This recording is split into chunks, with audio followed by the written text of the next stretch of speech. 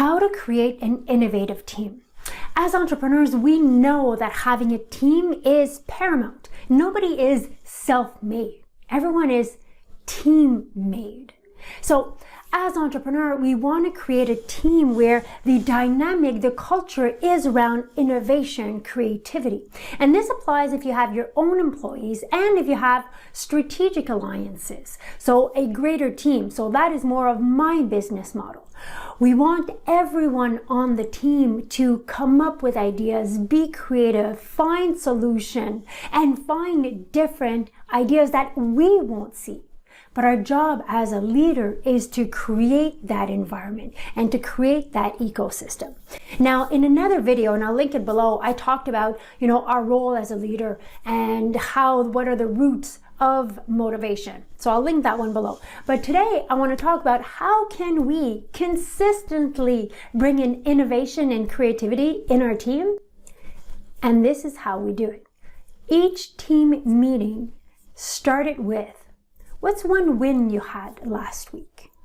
So you see, the brain is actually, its purpose is to keep us alive. And to keep us alive, it actually sticks to the negative. Anything that's more positive, I say it's more like Teflon, it lets it go. Because the brain's role is to really look for threats. So it always focuses on the negative.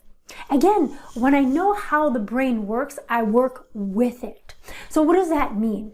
By asking the question, what's a win you had last week? And here we're not looking at huge victories or we landed a new client no. What's an input that you're proud of? That's what we want to make. Because every time I actually realize that there's a positive input, there's a win I had, it releases dopamine in the brain, which means, again, the brain is going to want to do it again and again and again. So as a leader, by asking this question, what's a win you had last week? You're actually creating a momentum. You're actually focusing their brain and saying, okay, what's one good thing that I did last week? What's a win? Because the brain just forgets that. We want to intentionally bring that forward.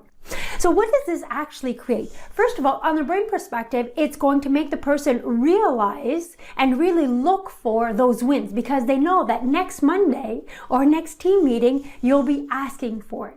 It actually creates some kind of positive competition within the team because, hey, if Sally had a win, I also want to make sure that I have a win, right? So we're always going to create that. We want to create that positive competition in the team where actually it rises everyone. And sometimes if I don't have a win, I will actually provoke a win. Again, because I know that next Monday or our next team meeting, you're going to ask me, what's a win you had? So here's your mission this week, and it's very simple. Next team meeting, start with, what's one win you had last week? Now, guaranteed in the beginning, people are going to go, I don't know. That's okay. Just wait. Saying, hey, what could be a win next week? And we really want the brain to start seeking for this. And it's amazing what comes out of there. It's like, well, you know what? I did this for Mr. Smith. Or last week I thought about, I did something differently.